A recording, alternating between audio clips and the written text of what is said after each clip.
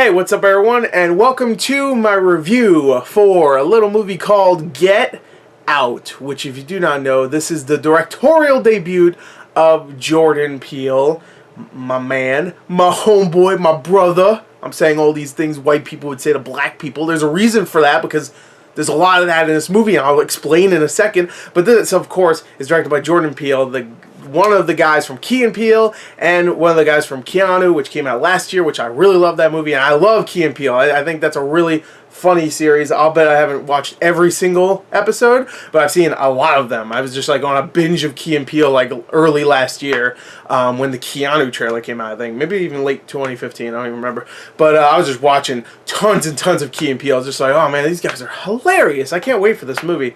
And I really love that movie. And after this trailer came out back in like October last year, I was like, you know what? This looks insane. It looks like it's definitely supposed to be a comedy also, which I got a lot of shit for saying that in my trailer reaction. Some people were like, it's definitely not a comedy, which, seeing it now, those people definitely didn't know what the fuck they were talking about, because it's definitely part comedy. Maybe not all of it, of course, but it's definitely part comedy.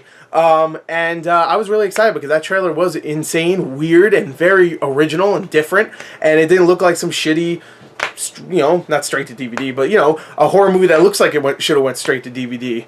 It didn't look like the Bye Bye Man. Oh shit, I said his name, fuck! Never mind, he's just standing there, pointing at me. Bye Bye Man's not that much of a threat. He's actually really not even that scary looking.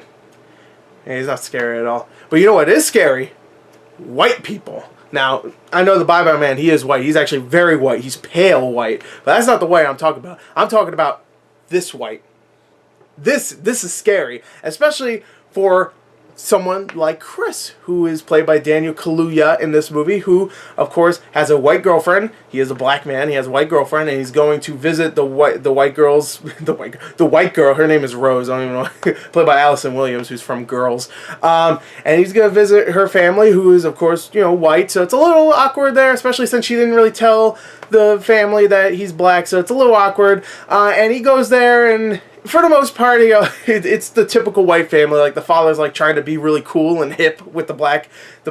And he's just like, hey, what's up, my man? You know, Tiger Woods, right? Oh, Jesse Owens. He's cool, right? Obama, I voted for him twice. I would have voted for him 3 times. You know, he's doing all that stuff. And it starts to get a little weird.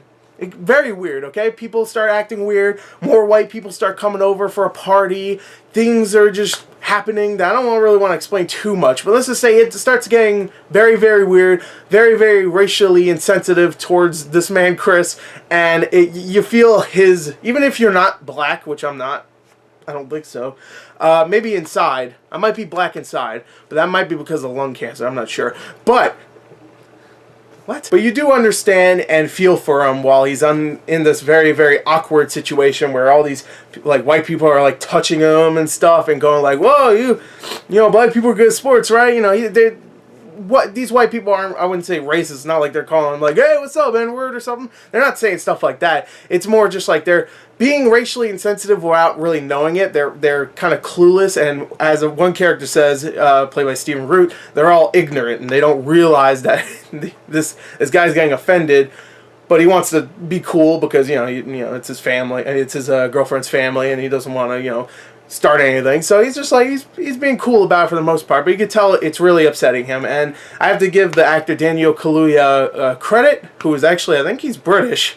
And he does a really good American accent, which, oh my god, I swear to God, every English actor, black, white, green, purple, Eskimo, it doesn't matter. Like, they come over here from England, and they do better American accents than us. That's not the point. The point is that Daniel Kaluuya is great in this movie. He really is, especially when it comes to reaction shots. Like, he's great overall. You know, he does a great job for, you know, all the dialogue and stuff, but there's times where white people just say the most racially insensitive things to him, like, oh, I love Obama, or whatever, you know. that's not racially insensitive, but you know what I mean. There's things in here that they do and say that most people would be offended by, and he is, you could tell he is, but there's times where he just like doesn't want to, you know, make a fuss about it because he doesn't want to embarrass himself and his girlfriend in front of all these people. And he's just like, he just has like a facial reaction, and he does a great job with just like he has like this little smirk, and he just stares at the person that's doing it, and he kind of like blows it off in a way. And he does a great job with stuff like that. Also, he is probably the best on-screen crier I've ever seen in a movie. When he has to cry, and you see it in the trailer, when he has to cry, nails it perfectly, like just perfectly. He's just like big streams. His eyes are red as hell. Like he is. I mean, he's really crying. I'm assuming he really cried on set. Like I don't know what happened, but you know, that boy was upset. That boy, that's racist. Fuck, I'm turning into these white people. And that's not to say that everybody else isn't great in this, because everybody else is great in this, okay? You have Catherine Keener, who plays the mother of the family, and she is probably the biggest threat towards Chris's character. She has, I don't want to spoil it, even though they kind of tell you in the trailer, but her whole thing is a big element of the plot, and she is really creepy in this. Like, I've never seen Catherine Keener and thought like, yeah, that woman, she could be a really good antagonist in a horror movie, but guess what? She's really good in this. Caleb Landry Jones, who I haven't seen in a very long time. I think the last movie I saw him in was Antiviral, that David Cronenberg's son movie. I forgot his name, but David Cronenberg's son, and he was really good in this as well. He was a little more like, you know, he reminded me of the first Purge's main bad guy. That's who he reminded me of, but he did a good job. I can't remember the dad's name, the actor, but he was in The Cabin in the Woods, which he was great in that. And he's great in this as well, even though his character maybe is the most over the top of all of them, especially the way he looks. He looks like a cartoon character. Everybody does a great job here. Allison Williams is really good, and she has a really good, nice, easy chemistry with Daniel Kaluuya's character. They both really do feel like they are in a relationship, and that's a good thing, because in a lot of these horror movies where you have a boyfriend and a girlfriend character, most of the time you do not feel like they are really in a relationship. They haven't like any chemistry whatsoever, and they do for the most part in this movie. They both are really good together, and yeah, for the most part, everybody does a great job here. Stephen Root's in it. He shows up real quick, and he's great as well. Everybody's great. Oh, but there's one character in this movie that I really, really liked, and he's played by a guy named Little Ray Howery. I think that's how you pronounce his name. I'm pretty sure that's his name. But I hope to see this guy more often, because this guy is hilarious in this movie. When this movie is advertised as a comedy, it's mainly because this guy is so funny in the movie. He plays Chris's friend, Rod, who works for the TCA. He is great in this movie. He's so funny. Most of the time you see him, he's talking on the phone to Chris, and Chris keeps calling him, saying like, yeah, there's some weird stuff going on, blah, blah, blah. And every time he calls his friend, I'm just like, here we go. We get to see Rod again. And Rod is hilarious. He really is. He's definitely the reason why this movie is classified as horror comedy. Because if he wasn't there, I mean, there would still be some funny things here and there, but no more than most horror movies nowadays. But, yeah. He's great. He really is. Everybody does a great job, though. So I highly recommend this movie just because of the acting, even some of the dramatic moments, the writing itself, and, of course, you know, it's really funny at times. But, of course, this movie is a horror movie, so how scary is it? Is it scary at all? I'm going to tell you right now. Okay, so Get Out is a really, really great movie. But I wouldn't say Get Out is a movie you should go see if you're looking for a jump scare horror movie. If you're someone that was like, whoa, Rings was really good, or whoa, The Bye-Bye Man, that scared me. And what other shitty horror movies came out this year? I think that's about it. Whoa, Resident Evil had zombies. I like zombies. Or something like that.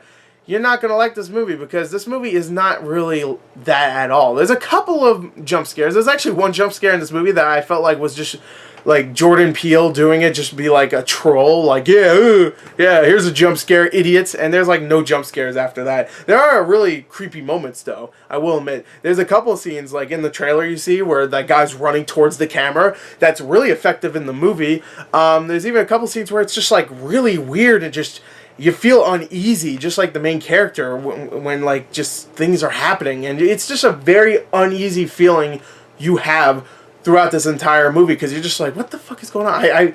And the main thing is that you do like the main character. If the main character wasn't likable, you probably wouldn't have these feelings. But because the character is likable and you don't want to see bad things happen to him, you immediately are like, you're on defensive because you just don't want anything bad to happen. If this character was a shithead, you didn't give a fuck, then you'd be like, oh, whatever, I don't care what happens. I'm just looking forward to the jump scares, you know? Oh, cool. No. Oh, they're skinning him. Oh, great. Not saying that happens, but you know what I mean. So this movie is well done, but don't expect it to be that kind of movie. Expect it to be kind of like maybe It Follows, where It Follows just had creepy moments, a lot of tension, and really good camera work and really good cinematography and amazing direction. Like, Jordan Peele is so good. He nails every scene with his actors, with the camera, just everything. He nails it. He does. He's a really good director. This is the first movie he's directed, and he knocked it out of the park.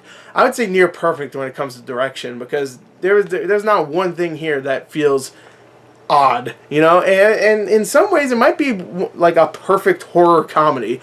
Me, I had some problems with it. Like, I could see a couple of the twists coming, and even though I do like all the characters, there were a couple I felt like should have been in the movie a little bit more. But besides that, like Stephen Root's character, I feel like should have been in it a little bit more. But besides that, I really enjoyed this movie. It's a nice 100 minutes in a theater. It doesn't overstay its time. It's a fun, creepy, very, very, I wouldn't say controversial. It's going to be controversial. I have a feeling it's going to be, considering what it's about. But it's something that you should definitely see, because not only is it an original horror movie, but it's kind of important in this day and age. I know I didn't talk about the racial issues and stuff like that with this movie, but really it doesn't beat you over the head. So me talking about it in a review seems like I'd be beating you over the head with it, because it doesn't really beat you over the head with, like, you know, all the racial overtones in this. But overall, I really love this movie. I have not many problems with it, but I did have a couple that bothered me specifically. Like, there is a twist that is pretty obvious. So overall, I give it a 37 out of 40. There you go. That's my review for Get Out. I hope you enjoyed it. Thank you, and until next time, mwah, goodbye. Get out. The fuck out.